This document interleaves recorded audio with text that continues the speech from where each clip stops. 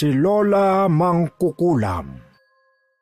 Dahil na rin sa utos ng inang si Ginang Janice na nasa ibang bansa, ay napilitan ng kambal na Adonis at Agatha na umuwi ng probinsya para na rin dalawin ang kanilang mga kamag-anak sa mother side. Mahigpit din silang binilina ng ina na huwag isama ang kani-kanilang mga girlfriend at boyfriend dahil pagdating sa mga ganong bayan ay istrikto ang Tiyo Jimmy at Tiyo Justin nilang magkakambal din. Kahit ang Lola Protasya nila na hindi nakakakita ay mahigpit pa rin daw ayon sa sabi ni Nanay Janice. Ang tanging maunawain lang daw pagdating sa mga ganong bagay ay ang Lolo Temyong nila. Kaya habang nasa biyahe ang magkambal, ay natalakay nga nila ang tungkol sa bagay na yun. Tol, siguro hindi lang sinasabi ni nanay, pero isa sa dahilan ng paghihiwalay nila ni tatay, dahil sa kahigpitan ng pamilya ni nanay. Ewan lang natin. Pero di ba kahit nung mga bata pa naman tayo, nung dun tayo nakatira, madalas na talaga hindi makapalagayan ni tatay ang mga bayaw niya tsaka si Lola. Palaging si Lolo Temyo lang ang kaklose niya. Mahigpit talaga ang mga tsuhin natin, kaya siguro ganun. Pero ang gara lang no? After 1 year ng paghiwalay ng mga magulang natin, saka naman namatay si tatay. Tama na yan. Pwede ba? Wag na nga natin pag-usapan yun. Nakakalungkot lang Napalingon ang matangkad na binata sa kakambal niyang babae. Nakita naman sa mga mata at ekspresyon ng mukha ang kalungkutan. Sorry. Okay lang. Change topic na lang tayo para good vibes pagdating natin doon. In fairness, nakakamiss na rin sila Tia Jimmy at Tia Justine. Kaya nga yung mga tiyuhin nating mababait sa apo. Palibhasa, walang mga anak. Tipid na nagtawanan ang dalawa bago magkanya-kanya ng tingin sa bintana matapos ang maiksing usapan. Naidlip muna sila pareho dahil mahaba-haba pa ang biyahe bago marating ang probinsya ng kanilang ina. Nang huminto ang bus at sumigaw ang konduktor, ay sabay silang napadilat at napasilip sa bintana. Pagkakita ng kambal sa sikat na karinderya sa kanilang lugar, ay nagkatinginan na sila at sabay ding napangiti. Bata pa kasi sila ay nakatayo na ang nasabing karinderya sa lugar na yon at hanggang ngayon ay ganun pa rin ang itsura nito. Medyo niluluma na nga lang ang pintura at ang signage. Hanep? Nandyan pa pala yan? Oo nga no? Nakakatuwa naman tuloy. Tara na nga at bumaba na tayo. Doon na natin hintayin si Tio Jimmy sa loob. Medyo nagugutom na rin ako tol Ako rin namimiss ko na nga ang mga pagkain dyan. Kumukulo na tuloy yung tiyan ko. Eksaktong pagbaba nila ng bus ay ang siya namang pagdating ng sasakyan ng Tio Jimmy nila. Nakita kaagad nila to dahil open na open ang owner jeep nitong may kalumaan na rin. Ngumiti sa kanila ang Ginoong Chubby bago ito bumaba ng sasakyan. Matapos nilang makapagmano ng nakangiti, ay saka naman nagsalita si Tio Jimmy. Ay, hindi ko nga pala nasabi sa inyo, no? Oo, buhay na buhay pa rin tong karinderya ni Aling Nena. Pinatatag ng panahon no? Kita nyo naman. Kaya nga po Tio ang nostalgic tuloy. Namiss ko tuloy yung paglalabas ng hapon, palagi kaming dinadala ni Lolo Temyong saka Lola Tasha dyan. Oo nga, tara po Tio, kumain muna tayo bago umuwi. Medyo gutom na po kasi kami. Good idea. Matagal-tagal na rin kasi akong hindi nakakakain dyan Mga ilang araw na rin. Grabe, ang tagal nun Tio Matapos magtawanan ng tatlo, ay inakbayan na sila ng malusog na tiyuhin at sabay-sabay na pumasok sa loob ng malaking karinderya. Makalipas ang higit 1 oras, nang matapos na silang kumain, ay wala nang inaksayang oras ang magtitiyuhin. Sumakay na kaagad sila ng owner jeep, dala ang gamit ng kambal.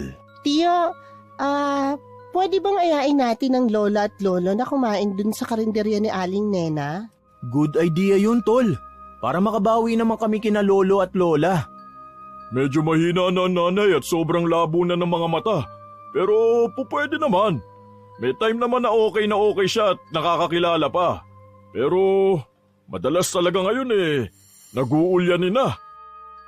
Seryosong nagkatinginan ang kambal bago habang ang tiyuhin nilang nagmamaneho ay patuloy sa pagsasalita.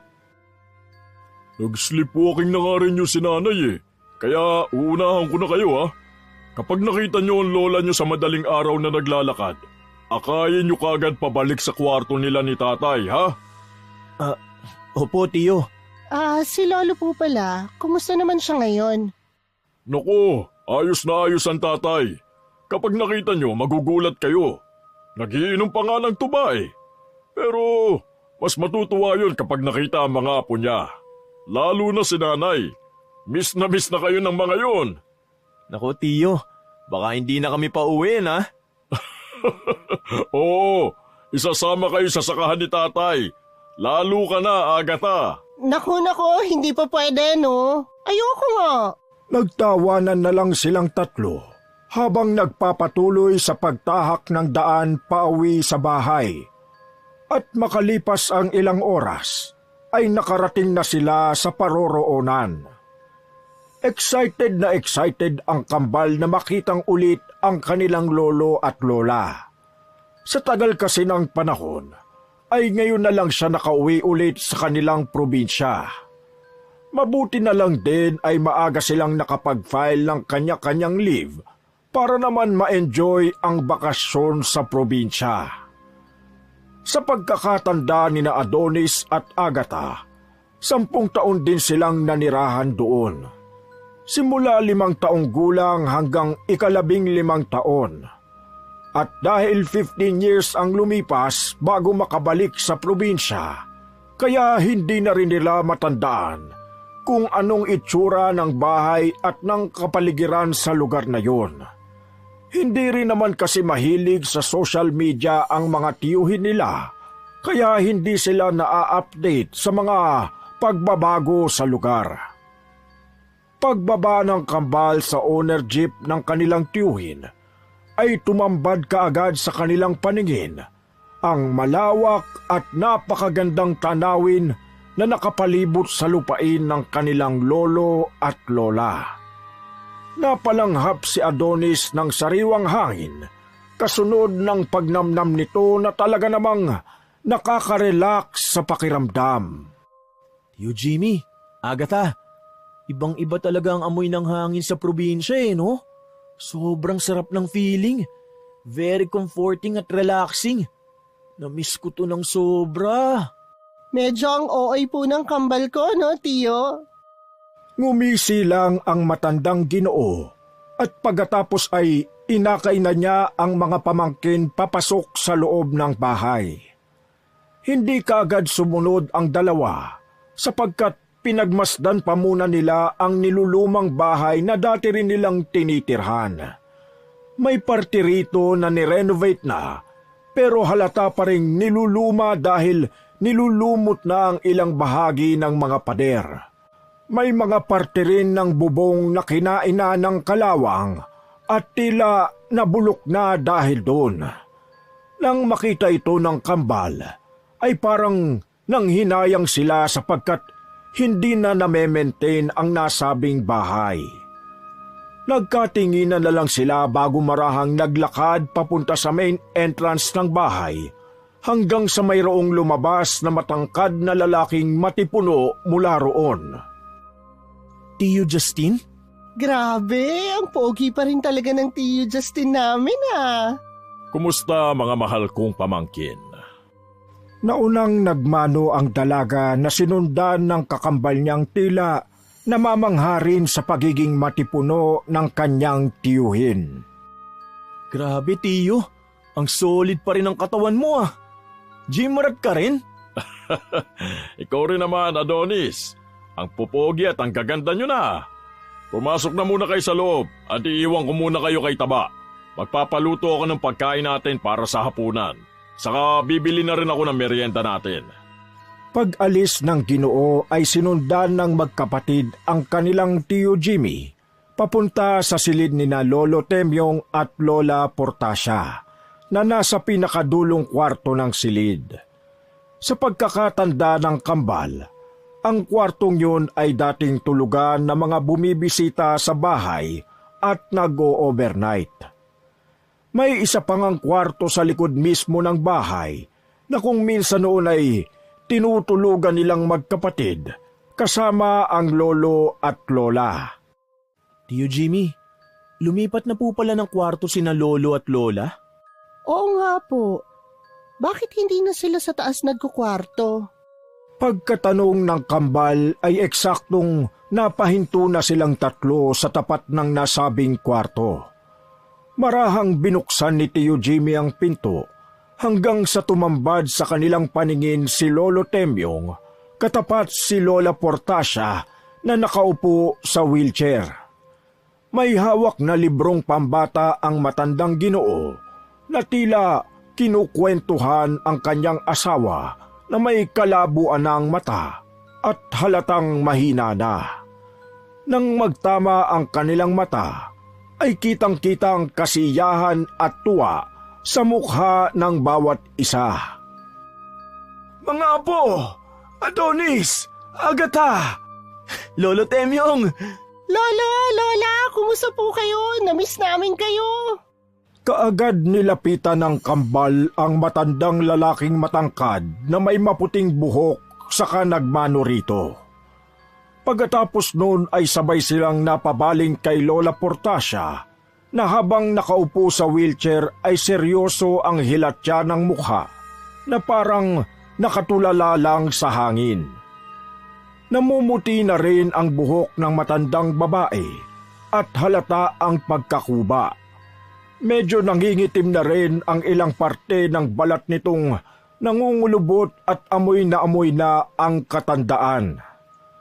Mas umagaw sa pansin ng kambal ay ang namumuting mga mata ni Lola Portasia na tila hindi na nakakakita. Masaya sila na makita ang matandang babae, pero nakakalungkot na ganito ang kalagayan nito. Tasha, matutuwa ka kapag nalaman mo kung sino ang dumalaw sa atin ngayon. Kumusta inyo, nanay? Magmano kayo? Hi, Lola Tasha. Magandang hapon po. Kumusta po, Lola? Kami po to, si Adonis at Agatha, ang kambal mong apo. Hinawakan ng dalawa ang magkabilang kamay ng matandang babae at nakangiti silang nagmano. Ngumiti rin si Lola Portasia habang nakatingin sa kinaroroonan nilang dalawa. Salamat naman mga apo at napadalaw kayo rito. Mamaya ko na kayo aasikasuhin ha. Babasahan ko muna ng kwento ang lola nyo para makatulog na siya. Tumangulang ang magkapatid at pagkatapos muling yakapin ang kanilang lolo at lola, ay lumabas na muna ng silid pansamantala. Nang nasa sala na ay wala sa sariling napatanong si Adonis, habang ang kakambal niya ay hindi rin maiwasan ang malungkot dahil sa nakakaawang kalagayan ni Lola Portasia. May katarata po ba si Lola? Oo, pero hindi naman namin mapa-opera dahil hindi nagno-normal ang blood sugar niya. Sumabay pa tong panghihina niya nitong taong pagpasok lang. Tapos medyo nakakalimot na rin. Bukas ng umaga medyo makakausap niyo na yan na maayos. Basta pagdating lang talaga ng hapon, medyo tumatamlay na siya kaya ang ginagawa na lang ni tatay binabasahan siya ng librong pambata hanggang sa makatulog. Ay, ganon. Nakakaawa naman pala si Lola. Kaya nga po, Tio Jimmy. Oo, nakakalungkot nga. Pero ganun talaga ang buhay. Hindi na rin kami masyadong nag-e-expect kasi matanda na ang nanay. Buti po si Lolo, malakas-lakas pa no? Oo nga po. Tsaka maliksi pa kumilos.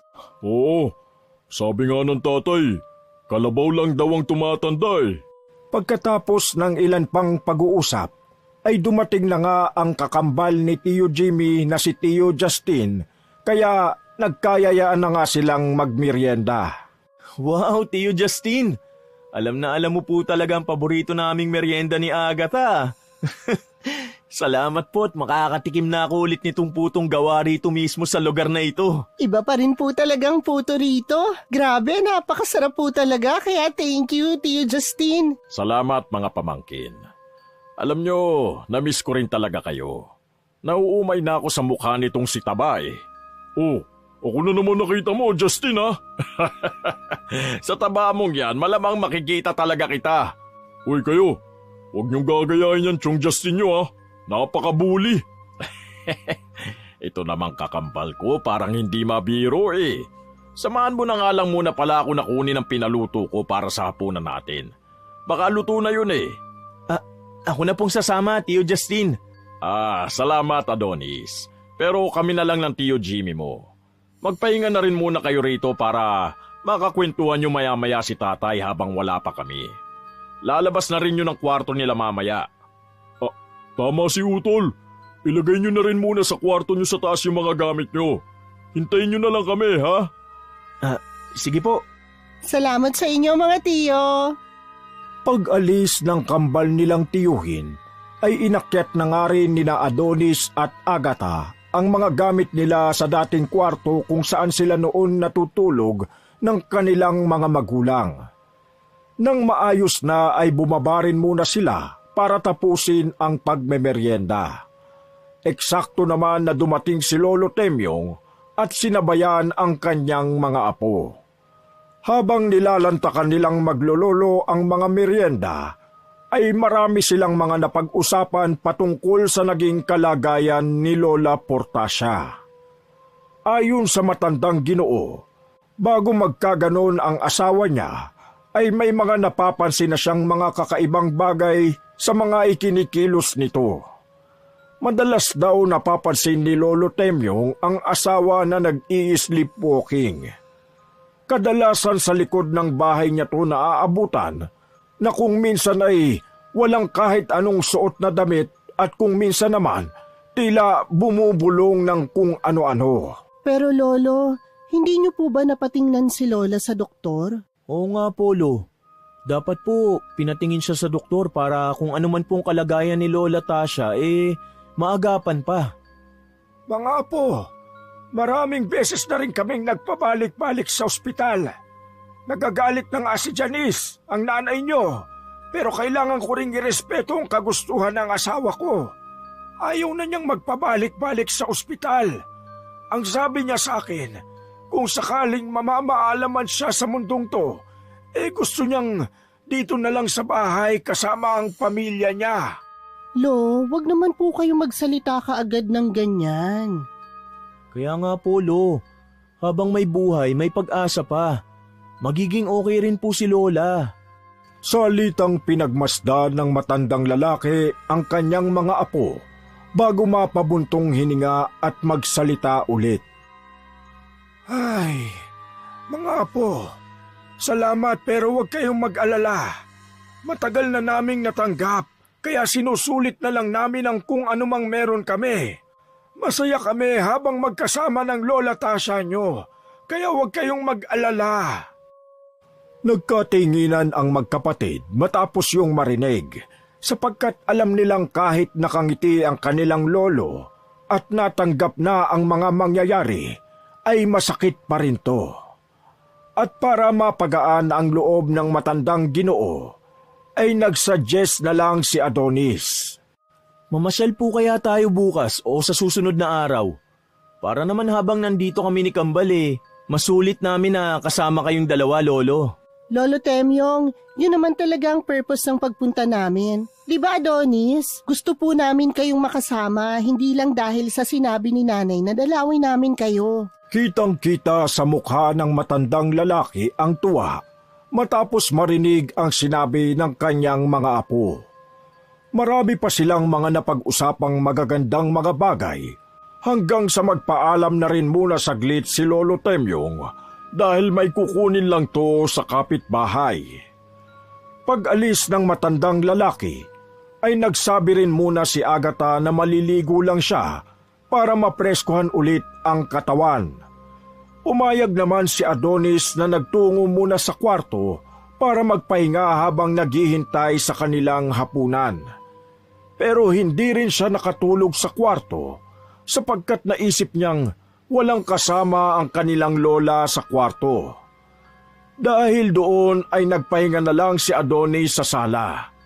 Doon ay sumalampak siya ng higa habang napapatingin sa kisame. Nang makita niya ang bakas ng kalumaan ng dating tinitirhan, ay napaismid siya at napasalita sa sarili. Bakit kaya hindi pinapaayos tong bahay? Ang sabi ni nanay, nakailang request na siya sa pagpapaayos, pero ayaw talaga ni na lolo at lola. Sayang naman kung ganun. Iginala niya ang tingin sa buong sala dahil na-miss na rin niya talaga ang nasabing bahay. Dati sobrang lawak nitong sala sa paningin ko eh. Natawa siya sa sarili matapos yung sabihin habang nanatiling naglilibot ng tingin. Nang mapadako ang atensyon niya sa bintanang madalas nilang pagdungawan noon ni Agatha, ay napangiti na naman siya matapos mayroong maalalang nakakatuwang bagay. Naaalala pa kaya ni Agatha yung napapadungaw na lang kami pareho sa bintana kapag hindi kami pinalalabas ng bahay? Lumapit siya sa nakasarang bintana at binuksan yun. Ginamitan niya ng lakas dahil sa tagal na panahong hindi na nabubuksan ay tila na-stuck na yata ang bukasan.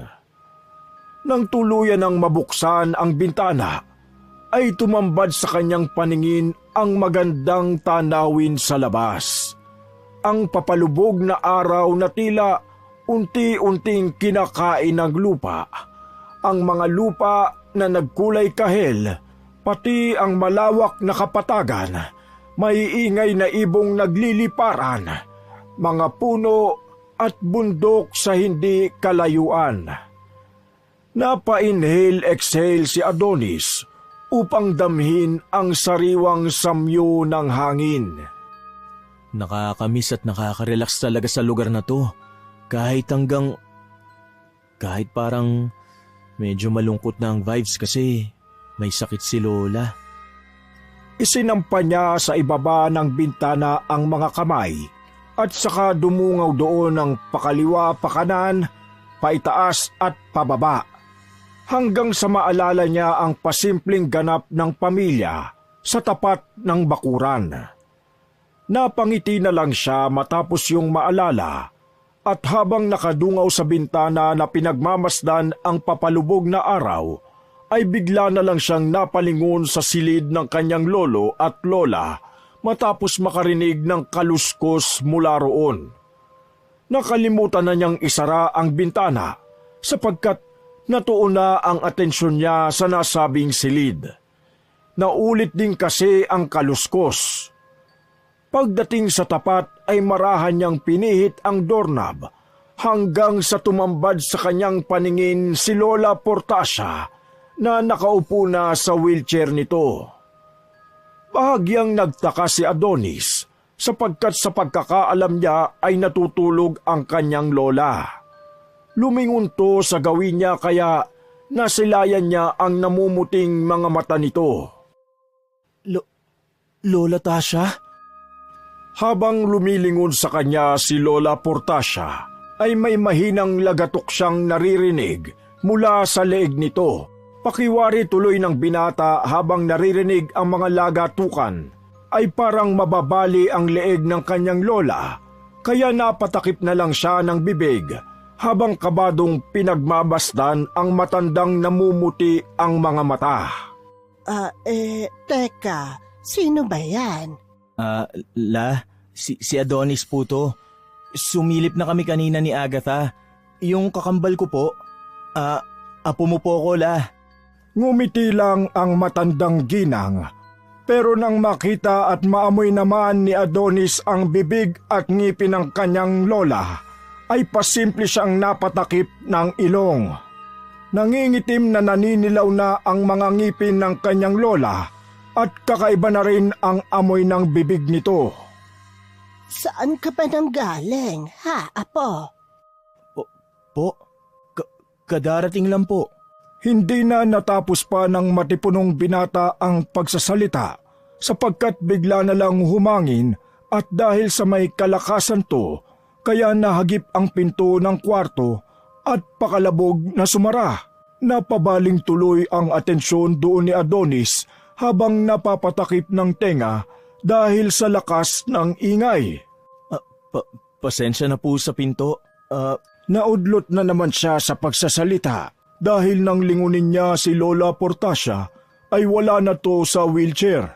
Nakahiga to sa kama at mahimbing na natutulog.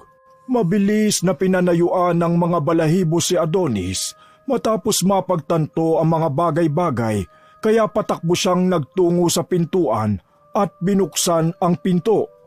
Yun nga lang ay bigo siya. Nakakandado kasi to at hindi niya mabuksan at parang may kung sinong pumipigil mula sa labas para mabuksan niya ang pinto. Kahit nangingilabot at kinakabahan ay hindi niya muna ipinahalata ang takot na nararamdaman. Lumingon siya ulit kay Lola Portacia, subalit nakaiga pa rin to at nakapikit pero naririnig niyang tila meron tong ibinubulong na kung anong salita na hindi niya maintindihan. Dahil doon ay dumoble ang takot na nararamdaman ni Adonis, kaya mas pinilit niyang buksan ang pinto habang nakaabang ng tingin sa gawin ng kanyang lola na patuloy sa pagbulong kahit natutulog. Agatha, pakibukas naman ang pinto.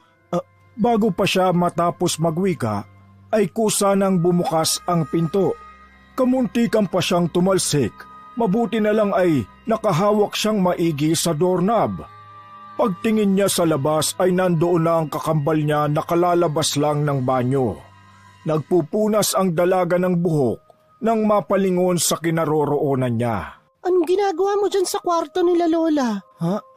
Ano? Mga apo, gising na ba kayo o tulog pa? Sabay na napapunta ang dalawa sa sala kung saan nakita nila ang matandang lalaki na may dalang bilao na naglalaman ng biko. Eksakto rin na pagdating naman ni na Tio Jimmy at Tio Justin. Oh, sakto gising kayo.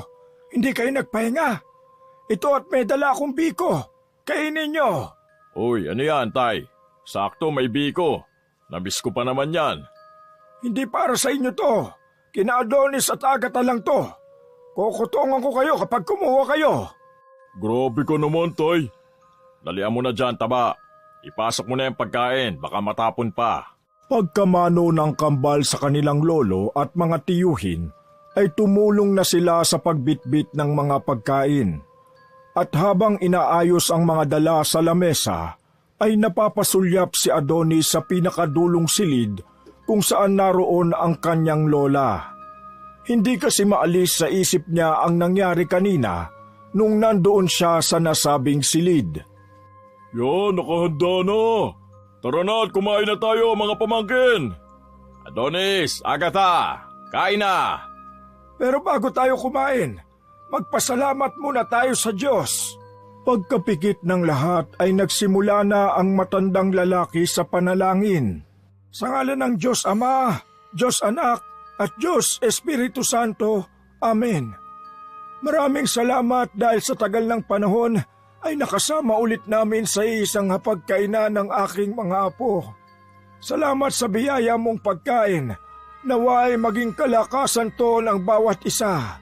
Sa iyo po ang kapurihan sa ngalan ng Diyos Ama, Diyos Anak, at Diyos Espiritu Santo. Amen. Pagkatapos sabay-sabay na magsalita ng amen at magpalakpakan, ay nilantakan na nga nila ang nakahain sa lamesa. Masayang naghapunan ng buong mag-anak. Na-enjoy talaga nila ang sandali, hindi lang dahil sa pagkain, kundi dahil sa muli nilang pagsasama-sama. Habang abala ang lahat sa pagkain, ay napansin ni Adonis ang kanyang lolo na nagdala ng pagkain papunta sa silid. Pasimple niya tong sinundan at sinilip mula sa pintuan. Doon nakita ng matipunong binata kung gaano kamahal ng lolo Temyong niya ang Lola Portacia niya. Napangiti siya bago bumalik sa kusina para ipagpatuloy ang pagkain. Maya-maya pa, nang matapos na ang hapunan, ay tumulong na ang kambal sa pagliligpit ng mga pinagkainan. Si Agatha ang naghugas ng mga pinggan, habang si Adonis naman ang nag-ayos ng mesa at nagtakip ng mga natirang pagkain. Pagbalik sa sala, ay naabutan na nila roon ng kambal na tiyuhin na umiinom na ng alak. Nang tanungin nila si Lolo Temyong, ay sinabi lang ng dalawa na nasa kwarto na at malamang pinakakain at pinatutulog na ulit si Lola Portacia. Nag-inuman na nga muna sila bilang pagpapatuloy ng kasiyahan. Nang malasing na ay nauna nang matulog si Agatha na sinundan ni Tio Justin. Sina Adonis at Tio Jimmy na lang ang naiwan sa sala na inuubos na lang din ang natitirang isang bote. Ano pamangkin, kaya mo pa? Oo naman po, Tio. Sa akin na po tong tagay Pagkalagok ng alak ay napasulyap siya sa bintana at naalala na naman ang tungkol sa pagdungaw-dungaw nila noon ni Agatha kapag hindi napapalabas ng bahay. Hanggang sa maya-maya pa ay parabang may nakita siyang malausok na dumaan mula roon. Saglit siyang natigilan at nabitiwan ng hawak na baso. Napatayo rin siya kaya nagtatakang napatingin sa kanya ang Tio Jimmy niya. Oh, akala ko ba hindi ka palasing? Nasusuka ka na ba? O gusto mo nang matulog? Hindi po, Tio. Parang may nakita lang ako dun sa labas May dumaan banda sa bintana Kita mo na? Lasing ka na nga talaga, pamangkin.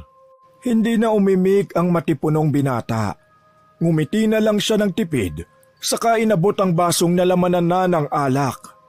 Pagkakuha at pag-inom dito ni Ginoong Jimmy, ay bigla na lang tung bumagsak sa sofa. Sa gulat ni Adonis ay natataranta niyang nilapitan ng tiyuhin. Subalit nawala rin ang pangamba niya pagkarinig na humihilik na si Tio Jimmy. Napabuntong hininga siya at napangiti habang inaayos ang higa ng tiyuhin. Pagkatapos noon ay nilagok na niya ang natitirang alak at inayos na ang lamesita. Nang makitang ayos na ang lahat, ay dinala na niya sa kusina ang mga pinaggamitan nila at iniligpit. Saglit siyang napasulyap sa silid ng lolo at lola na kita sa banda roon. Pero pagkaalala niya sa mga nangyari kanina, ay gumapang na naman ang kilabot sa buo niyang katawan, kaya hindi na niya hinugasan ang mga pinaggamitan nila. Naglakad na kaagad siya paalis ng kusina at pagdating sa sala ay napalingon na naman siya sa bintana dahil may napansin na naman siyang imahe na dumaan. Sinundan pa yun ng mahihinang bulong kaya marahan siyang lumapit at sumilip sa bintana, subalit wala naman siyang nakitang kahit ano ron. Nakadinig lang siya ng alulong ng aso mula sa hindi kalayuan at pagkatapos ay isang malakas na hangin ang dumampi sa kanyang balat. Kaagad ding nawala ang alulong ng aso at ang hangin, kaya naman dali-daling isinara ng matipunong binata ang bintana. Para rin tuloy nawala ang kanyang pagkalasing dahil sa nangyari. Parang may something na rito sa bahay ni na lolo at lola. Tiyo, good night na nga sa'yo. Magsulo ka na lang dito Dali-daling umakyat sa ikalawang palapag ang binata at pagkatapos ay nagtungo na sa kanilang silid para matulog. Kinabukasan ay nagising ang dalawa na may nakahain ng almusal sa hapagkainan. Ayon kay Lolo Temyong, ang Tio Jimmy nila ang nagluluto palagi sa bahay, pero kanina bago mag-ready ng almusal ay umalis to dahil sinundo ng kaibigan para magsabong.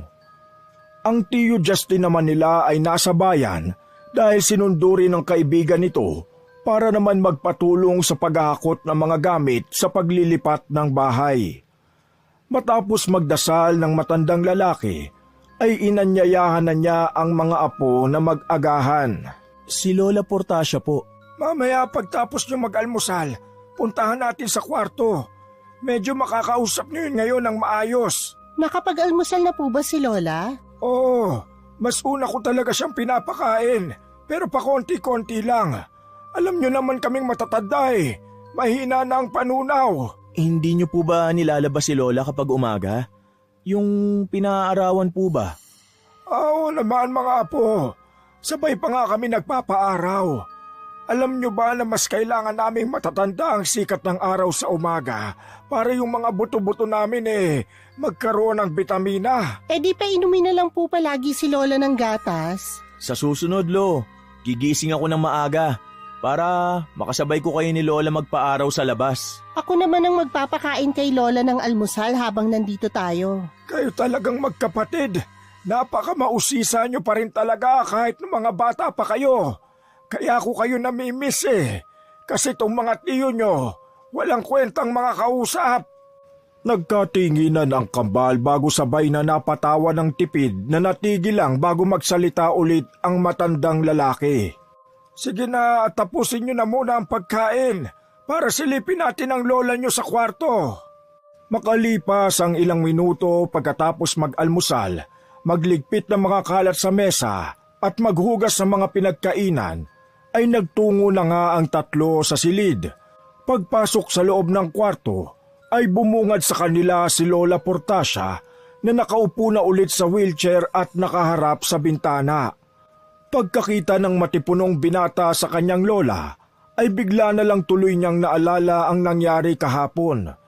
Naantala lang yun pagkarinig niya sa boses ng kakambal. Lo, hindi po ba matutumba si Lola?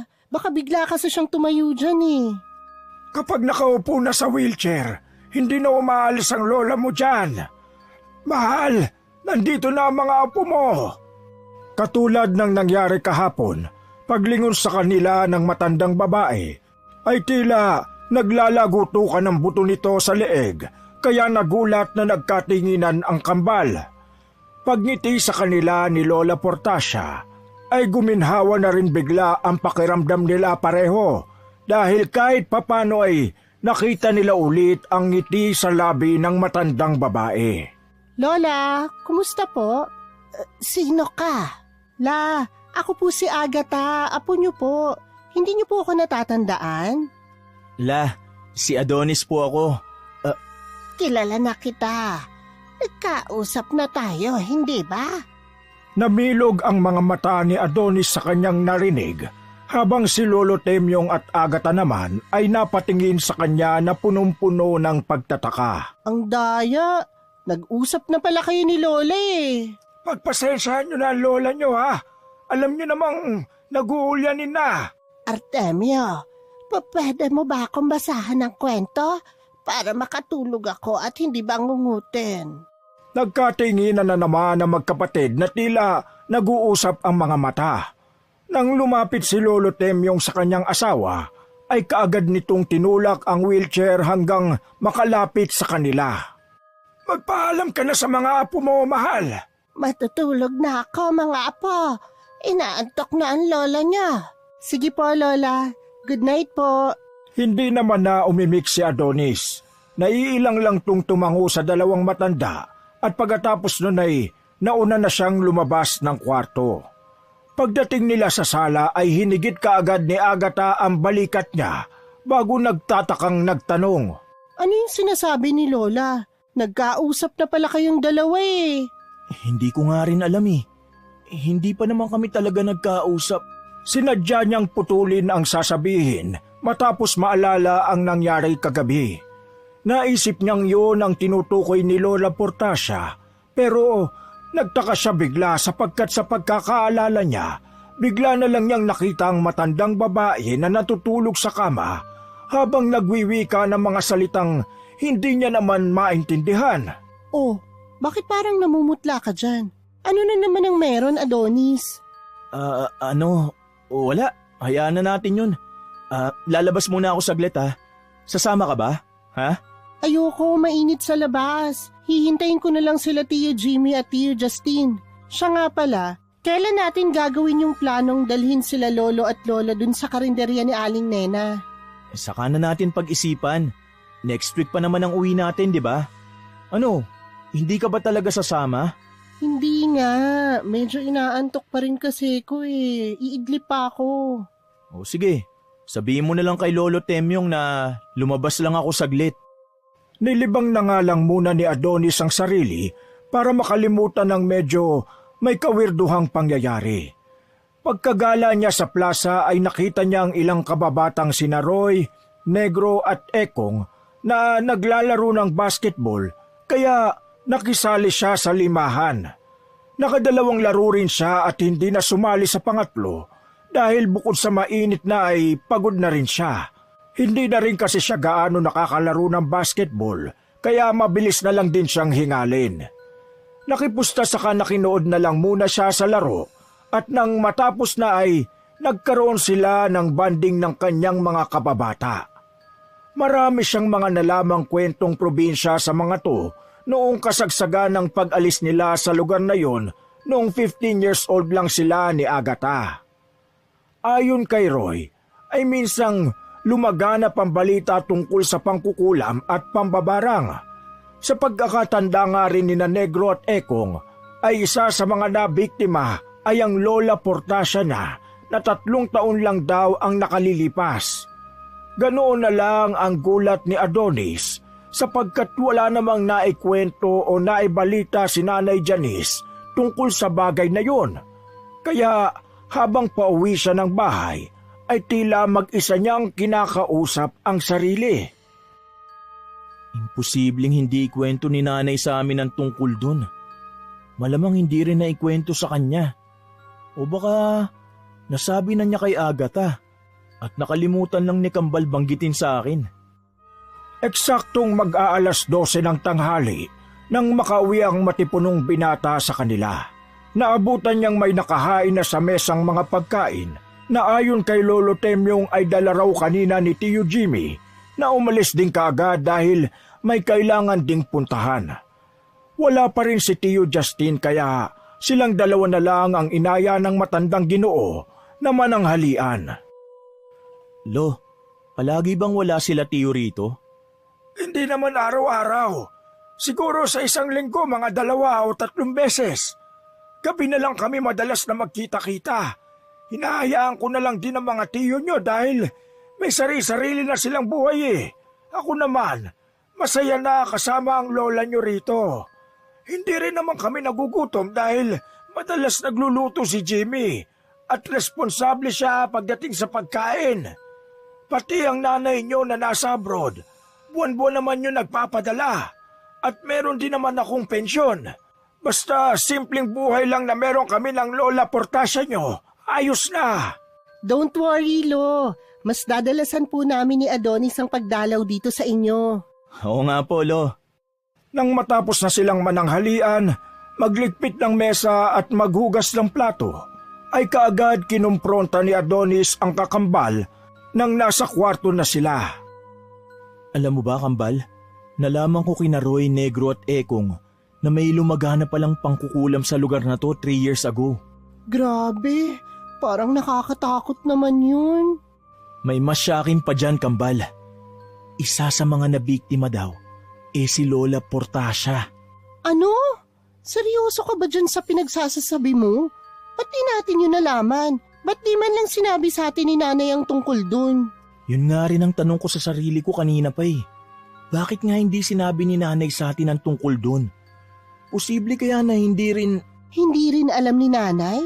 Ganun ba? Exactly! Pero nakakapagtaka. Bakit naman hindi sasabihin nila tiyo at lolo kay nanay ang tungkol sa bagay na yun? Hindi ko rin alam. Nagkatinginan lang ang dalawa na tila nag-uusap sa mga isip at mga mata. Pagkatapos ay saka nagpagulong-gulong ang matipunong binata sa kanyang kama habang patuloy sa pag-iisip. Medyo weird, no? Wala ka bang napapansin na kakaiba dito sa bahay simula kahapon? Actually, meron.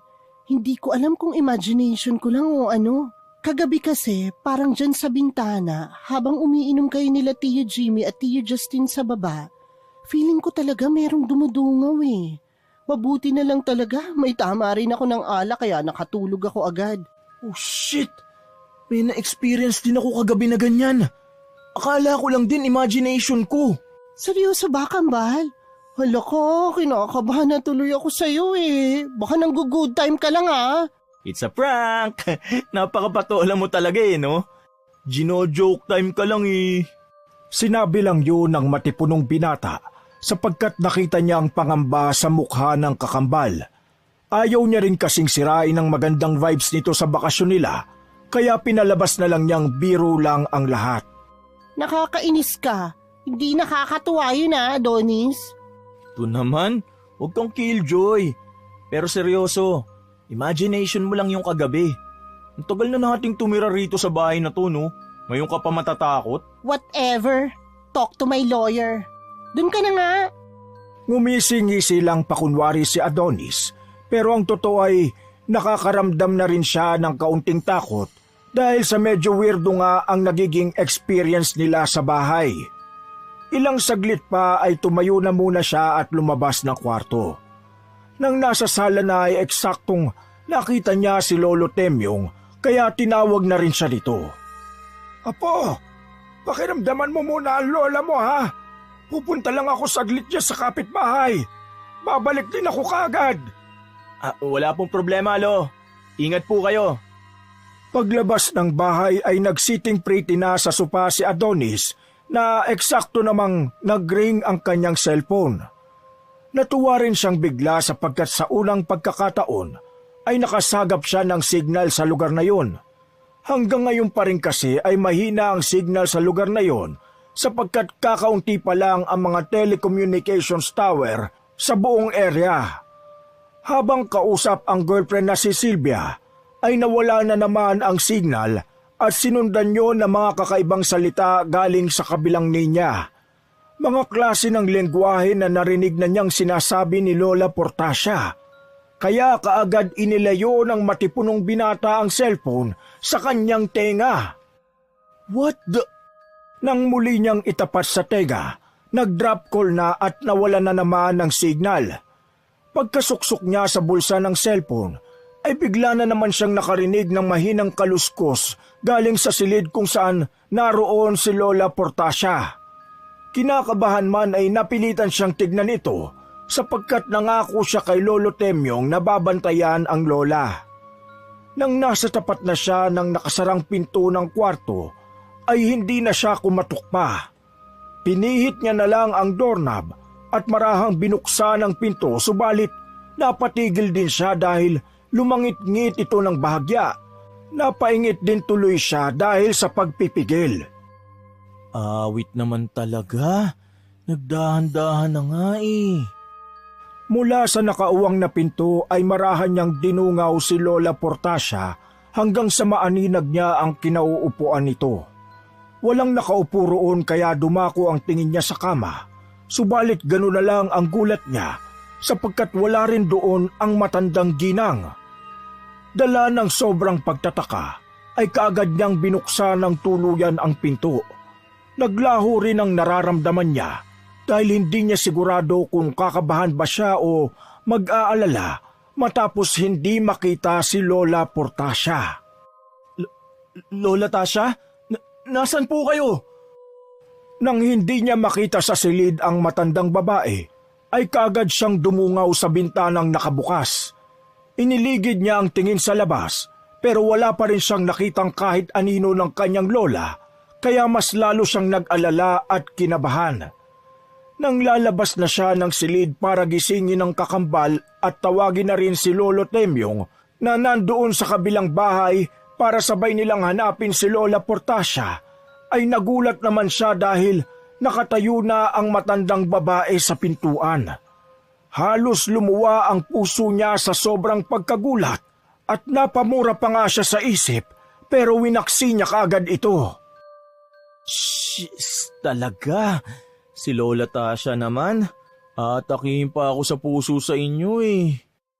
Minasdan niyang muli ang matandang babae kaya medyo nangilabot siya. Para kasing kakaiba ang dating nito, lalo na nakangiti sa kanya habang ang mga matay medyo namumuti na. Napabuntong hininga ang matipunong binata bago malumanay na kinausap sana ang matandang babae. Pero bago pa siya magsalita ulit, ay nakita na niya ang pagbuka ng bibig nito. Virtutes potentia, ego ex parte, peto ut ad residentiam meam transmitantor. Hindi na nakaimik pa si Adonis sapagkat naramdaman na niya ang matinding pangingilabot na tila gumapang mula sa kinaroroonan ng kanyang lola papunta sa kanyang talampakan. Umakyat to sa kanyang tuhod na bigla na lang nangatog habang pinakikinggan ng paulit-ulit ang mga salitang hindi pamilyar. Nang dumako ang kilabot sa kanyang tiyan, ay parang humilab yun kaya pakiramdam niya ay bigla siyang masusuka. Ang kaba sa dibdib na to, ang dahilan kung bakit bumilis ang tibok ng kanyang puso, dahilan para mapahabol hininga siya dahil na rin sa takot. Pagdating ng tensyon sa kanyang batok, ay parang nakaramdam ng pamamanhid ng katawan si Adonis, kaya mas trumipli na ang takot sa kanyang puso. Pertutes potentia, ego ex parte, peto ot ad arasidemsiam meam transmitantor. Tila nataranta ang matipunong binata matapos marinig ng paulit-ulit ang mga salita. Hindi na siya nakakilos pa sa kinatatayuan at marahan na lang pumatak ang mga luha niya dala ng matinding pagkasindak. Mas lalo siyang nangilabot nang sa isang iglap ay bigla na lang tumalim ang tingin sa kanya ni Lola Portacia habang patuloy sa pagbigkas ng mga malaritwal na salita. At kahit namumuti na ang mga mata nito, ay ramdam na ramdam ni Adonis ang balasik na mga mata ng kanyang lola. Mas lalo ring bumagsik ang pagbigkas nito ng mga salitang siya lang ang nakakaintindi. Pertutes potentia, ego ex parte, peto ot ad arasidemsiam meam transmitantor. Dahil doon ay napaatras at napaupo na lang sa takot ang matipunong binata na parang isang batang paslit na nag-iba rin ang tingin niya sa matandang ginang. Hindi niya alam kung sigurado siya subalit nadinig niyang nag-iba ang tono ng boses nito na para bang lumalim na galing sa hukay. Kung titignan ay para na tong isang nakakatakot na mangkukulam na handa siyang gawa ng masama. Bigla tuloy naisip ni Adonis ang tungkol sa kwento ni Roy, Negro at Ekong patungkol sa mangkukulam. Subalit sa kabila ng takot na nararamdaman, habang minamasdan niya si Lola Portacia, ay nakakaramdam din siya ng habag dahil sa nakakaawang itsura nito. Nang simulang humakbang ang matandang babae palapit sa kanya, ay mas lalo siyang sinakluban ng matinding pagkasindak. Nanlabo na ang kanyang mga mata at tuluyang hindi nakakilos hanggang sa makarinig siya ng pamilyar na tono ng boses. Apo, bakit ka nakaupo dyan sa sahig? Sa isang iglap, ang bigat na nararamdaman niya ay biglang nawala na parang bula. Nang alalayan siya ng matandang lalaking tumayo, ay sabay pa silang napatingin sa kama at laking gulat nga niya pagkakita kay Lola Portacia na mahimbing na natutulog. Ha? Paanong... Tinatanong kita, Adonis, bakit baka ako nakaupo ka sa sahig? Umiiyak ka ba? Po? Ano kasi, Loy? Natapilok po ako. Natapilok?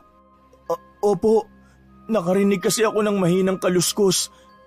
Akala ko si Lola tapos pagsilip ko rito, dumungaw ako sa bintana. Pagbalik ko, natapilok ako. Eksakto po dumating kayo.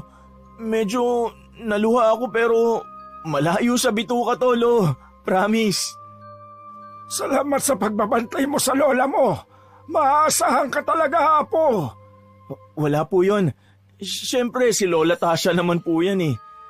Sige po, Lo. Lalabas na ako. Sige, salamat ulit. Bumili pala ako ron ng agahan ninyo ni Agatha.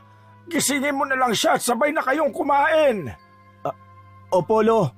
Pag-alis ng binata ay narinig niya ang marahang pagsara ng pinto ng kwarto. Pagkatapos noon ay nagtungo na siya sa itaas para gisingin si Agatha. Nang magising na ang kakambal, ay niyaya niya tong magtungo sa kusina para kumain. Kahit ang totoo ay nag-aalangan na siyang bumaba muna. Pakiramdam niya kasi talaga ay totoo ang nangyaring yun kanina at hindi ilusyon lang. Sigurado siyang totoo yun at nakita niya at narinig si Lola Portacia na nagri-ritual katulad ng isang mangkukulam. Hindi kaya mangkukulam na si Lola? Huy, nakatulala ka pa dyan, Kambal. Tara na sa baba. Excited na akong makakain ulit ng nilupak. Sige, Tol. Habang nakaupo sa tapat ng hapagkainan, ay napapaisip na naman ang matipunong binata dahil sa nangyari kanina. Dahil doon ay napansin siya ni Agatha, kaya napatanong to habang nilalantakan ang masarap na merienda. Bakit sobrang seryoso naman ang mukha mo, Kambal? Para kang pinagsakluban ng langit at lupa dyan ah. Galing kasi ako sa kwarto ni na Lola kanina. Tapos pagpasok ko, wala siya ron. Nakita ko na lang siya sa pintuan mismo ng kwarto na nakatayo. Tapos bigla na lang siyang nagbigkas na parang ritual na hindi ko maintindihan. Pero Tol, nakakatakot. Tingin ko, mangkukulam na si Lola. Tapos ano, sasabihin mo sa dulo ng kwento na, "It's a prank! Bumenta na yan! Hindi mo na ako maloloko ngayon dyan, no?" Napangiwi ang maskuladong binata na tila naiinis na hindi maintindihan ang mararamdaman dahil sa na-reject ng kanyang kambal ang mga ikinwento. Pagkatapos noon ay saka siya seryosong nagsalita ulit para kumbinsihin ang kakambal. Pero seryoso ako this time, promise. Mukha mo. Nang matapos na silang magmeryenda, ay saka naman nagdatingan ang mga tiyuhin nila na may mga dalang pasalubong. Hindi na tuloy nagawang makapagpaliwanag pa ulit ni Adonis kay Agatha sapagkat naunahan na siya ng mga tiyuhin na tuwang-tuwa. Excited ang tiyo Jimmy nyo dahil nanalo ko sa sabong. Tig-2 balot ng lechon manok at liempo tong dala ko. Nagdala rin ako ng sinikang sa kakare-kare galing dun sa karinderya ni Aling Nena. Tapos, binilhan ko rin kayo ng mga ekstrang damit. Baka maubusan kayo eh. Grabe, salamat po. Para na naman tayong nasa fiesta nito, mga tiyo. Oo nga po, katatapos pa nga lang po naming magmerienda eh. Nakisabay muna ang mga tiyuhin nila sa pagmemeryenda at itinabi muna ang mga dalang lutong ulam para mamayang gabi. At mabilis na lumipas ang oras. Eksakto 7:00 ng gabi ay naghapunan na sila ng sabay-sabay. At katulad pa rin kahapon, nakita ulit ni Adonis na nagdala ang lolo Temyong niya ng pagkain sa silid para kay Lola Portacia. Matapos nilang maghapunan at magligpit ng pinagkainan, ay lumabas muna si Adonis para magsigarilyo at magpababa ng kinain. Habang nasa bakuran ay tinanaw niya ang kabuuan ng bahay. Doon niya lang napagtanto na mas nakakatakot itong tignan kapag ganong oras. Mukha na palang haunted house tong bahay. Hindi na talaga halos inaasikaso ng mga tao rito. Pagkatapos sabihin yun ay pinanayuan tuloy siya ng mga balahibo sa katawan dahil naalala na naman kasi niya si Lola Portacia kanina na para siyang niriritwalan. Kaya pagkaubos ng sigarilyo ay nagmadali na rin siyang pumasok sa loob ng bahay kung saan naabutan niya ang mga tiyuhin at si Agatha na nag-iinuman ulit. O pamangkin, shot na ulit. Pumwesto na nga siya at nakisabay sa inuman hanggang sa magkalasingan na naman nga silang ulit. Pasado 10:00 ng gabi nang si Adonis at Tio Jimmy na lang ulit ang natitirang matatag at hindi na naiwasan na magtanong ng matipunong binata. Hindi pa rin mawaglit sa kanya ang nangyari kanina, pati na rin ang kwento ng mga kaibigan patungkol sa pagiging biktima ng kulam ni Lola Portacia. Hindi na rin naman siya gaanong uminom ng alak sapagkat ayaw niyang malasing ng husto. At Tiyo, galing ako sa labas kanina. Nakipaglaro ako sa mga kababata ko, sina Roy, Negro at Ekong. Tapos may nasabi sila sa akin. Oh, ano na naman yun pamangkin? Cheers muna! Matapos maguntugan ang kanilang mga bote at mag-shot, ay saka muling nagsalita si Adonis. 3 years ago raw po, may lumaghanap dito sa lugar na kwento-kwento tungkol sa kulam. At isa raw po si Lola Portacia sa mga nabiktima. Kitang-kita ng matipunong binata kung paanong nag-iba ang ekspresyon ng muka ng kanyang tiyuhin.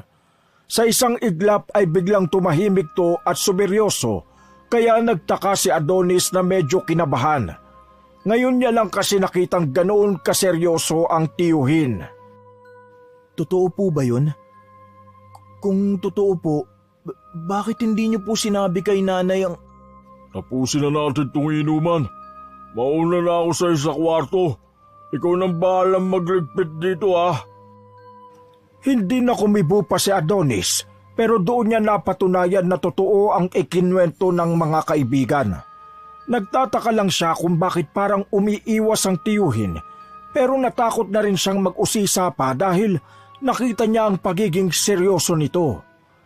Matapos niyang mailigpit ang mga ginamit nila, ay nagbanyo na lang muna siya para mapreskuhan ang katawan. Ilang saglit pa, nang matapos na ang matipunong binata sa kanyang pagligo, ay dali-dali siyang naglakad pabalik sa silid nila ng kakambal niya. Kaya lang nang makaramdam ng uhaw, ay bumaba siya saglit sa kusina para kumuha ng tubig. Nang nandoon na siya ay wala ng tao. Tahimik na rin ang paligid kaya medyo nangilabot siya sa hindi malamang kadahilanan. Naramdaman niyang bigla na lang parang may nakatingin sa kanya mula sa kung saan-saang parte ng bahay. Matapos kumuha ng malamig na tubig sa ref at isang baso, ay nagmadali siyang naglakad pabalik sa taas. Hanggang sa mapasadahan ng tingin niya ang silid ng lolo at lola. Medyo nakauwang ang pinto, kaya napatingin siya roon hanggang sa maaninag ng kanyang mga mata ang kakarampot na liwanag na nanggagaling sa nasabing silid. Habang hawak ang pitsil at baso, ay marahan siyang naglakad palapit doon.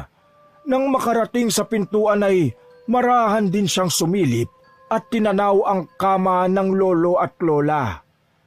Nang makita niyang nahihimbing na ang tulog ng dalawa, ay isinara na niya ng maayos ang pinto saka umalis. Nang nasa hagdanan na ay muling napagawi ang tingin niya sa kusina dahil narinig niya ang langit-ngit ng pinto ng silid ng lolo at lola. Maya-maya pa, mula sa pwesto ay nakita niyang marahang naglalakad si Lola Portacia papunta sa kinaroroonan niya. Sa hindi malamang kadahilanan, ay nakaramdam siya ng kaba habang papalapit ang matandang babae. Pinilit niyang ikalma ang sarili at inisip na lang na nag-i-sleepwalking ang kanyang lola. Lola, Pertutes potentia, ego ex parte, peto ut ad residentiam meam transmitantor. Nang lumingon sa gawin niya ang matandang babae, ay doon na siya nang ilabot ng husto. Ramdam na ramdam ni Adonis ang pananayo ng mga balahibo sa buo niyang katawan. At dala ng matinding takot at panginginig, kaya nabitiwan niya ang hawak na pitsil at baso na siyang dahilan ng pag-iingay. Pertutes potentia, ego ex parte, peto ut ad residentiam meam transmitantor. Napaupo si Adonis sa baitang ng hagdan at maiiyak na naman sana siya nang biglang dumating si Lolo Temyong. Anong nangyari, Apo? Ayos ka lang? Pagkakita ng matandang Ginoo sa kanyang asawa, ay kaagad niya tong nilapitan at inakay. Nako, naglakad na naman ng tulugan lola mo. Pagpasensyahan mo na ha. Natakot ka ba, Adonis?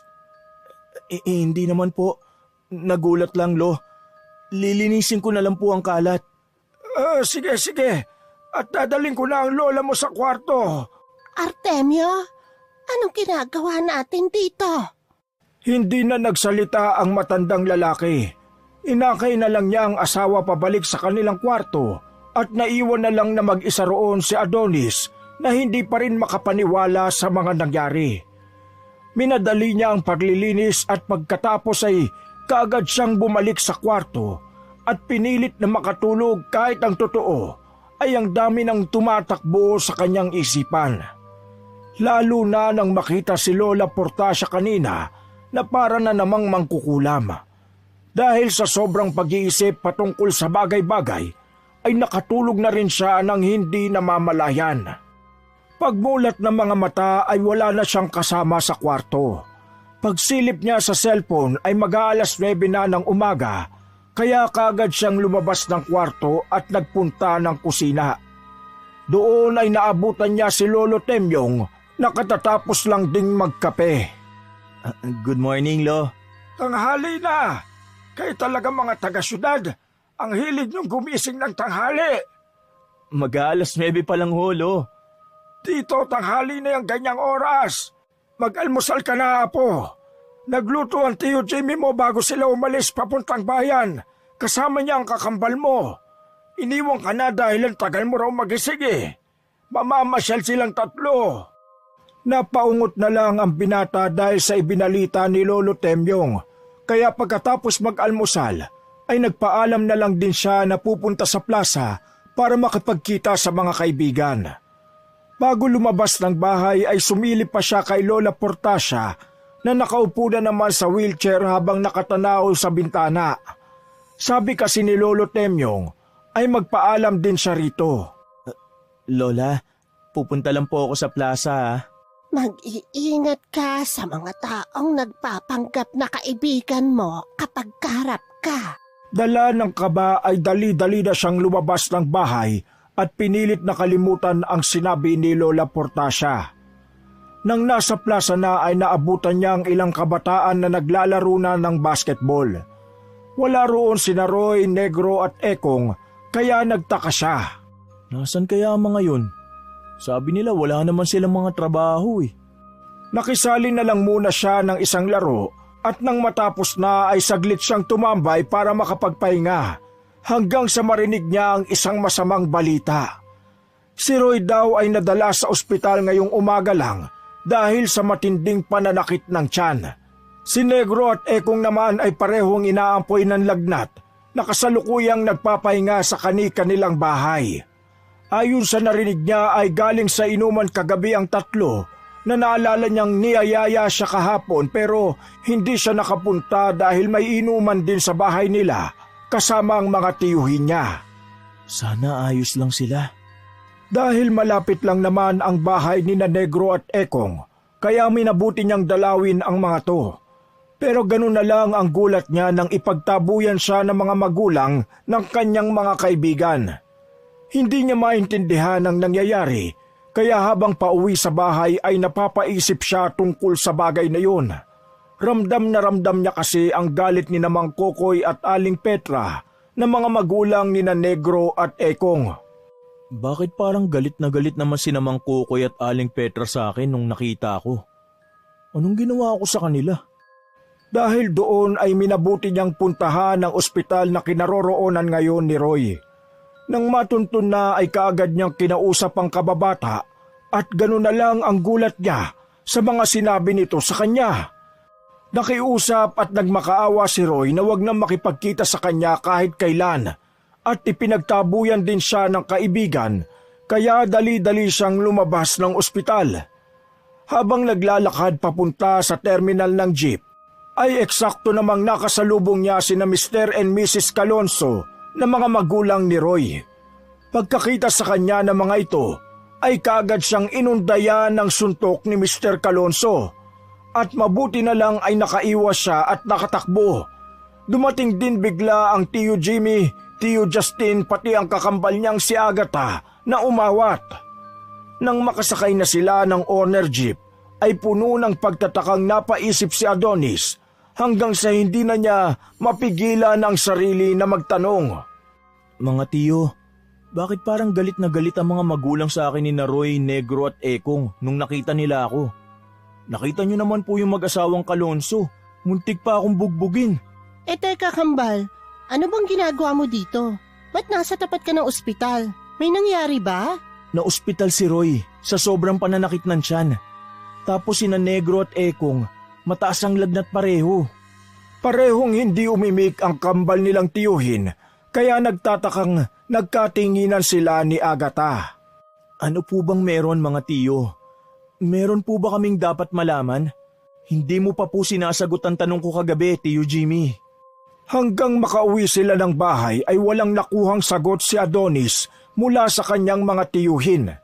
Kaya umakyat siya ng kwarto at nagkulong hanggang sa makatulog. 4 ng hapon ay nagising siya matapos makarinig ng pamilyar na boses. Ito ang boses ng lola niya na nagri-ritual, kaya kaagad siyang napabangon sa kama at napalibot ng tingin. Pero wala naman siyang nakitang kahit sino. Nawala rin bigla ang boses kaya lumabas na siya ng kwarto at bumaba. Pagdating sa kusina ay si Lolo Temyong lang ang naabutan niya, nakalalabas lang din ng silid. Apo, pwedeng pakitingin muna ang lola mo at pupunta lang ako sa kabilang bahay. Sige po, Lo. Nasaan po pala si Tio saka si Agatha? Umalis ulit sila eh. Hindi na nakapagtanong ang matipunong binata dahil lumabas na ng bahay ang kanyang lolo. Dahil doon ay pinuntahan na lang niya ang lola na nakaupo sa wheelchair nito habang nakatulala sa tapat ng bintana. Lakas lang loob niyang nilapitan ng matandang ginang at hinarap. Mayroong kasi siyang nais itanong dito na ilang araw na niyang nakukutuban. Lola, mangkukulam ka po ba?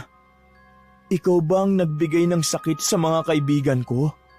Nanatiling nakatulala ang matandang ginang, kaya napabuntong hininga na lang si Adonis, saka hinawakan ng lola sa balikat at marahan itong hinimas.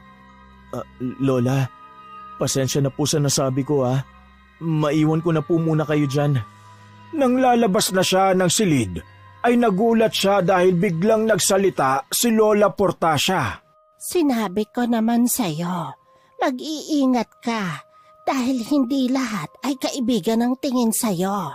Paglingon sa matandang babae, ay gano'n na lang ang pagkabigla niya pagkakitang nakatayo na to sa wheelchair at nakatingin sa kanya ng mabalasik. Ang kaninang maamo at nanlulupaypay na itsura ng kanyang lola ay naging isa na namang nakakatakot na mangkukulam. Hindi mo tunay na kaibigan ang mga taong yon. Virtudes potentia, ego ex parte, peto ut ad residentiam meam transmittantur. Matapos yung marinig ay bigla na lang humangin ng malakas, dahilan para mapapikit ng mata ang maskuladong binata. Napadilat lang siya matapos marinig ang boses ni Roy, Negro at Ekong na nag-uusap-usap habang nagtatawanan. Ang topic ng mga to ay ang pamilya ni Adonis na puro pangungutya, pangahamak at panlalait ang mga sinasabi.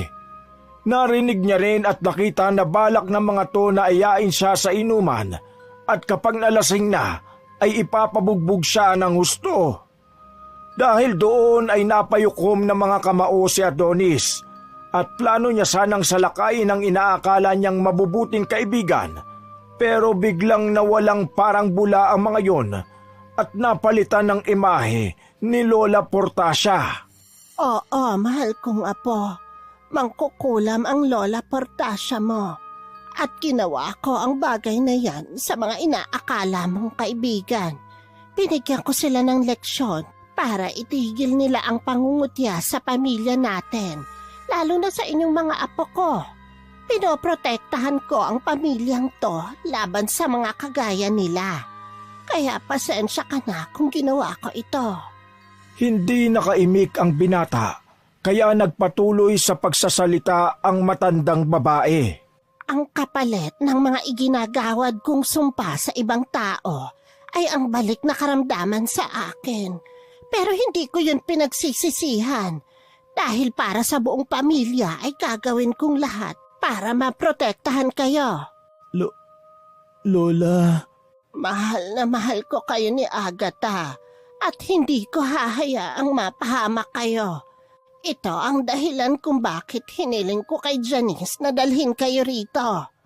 Bago man lang ako mamaalam sa mundo, ay kailangang matutunan nyo rin na protektahan ang mga sarili nyo. Nandito kayo para mag-aral at maisalin sa inyo ang kapangyarihan ko bilang isang mangkukulam. Pagkatapos sabihin niyo ng matandang ginang, ay muling bumalik ang lahat sa dati.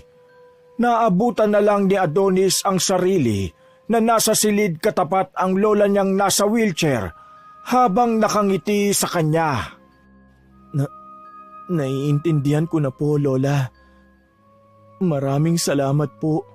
Eksakto naman ang pagdating ni Lolo Temyong kasunod ni na Tio Jimmy, Tio Justin at Agatha.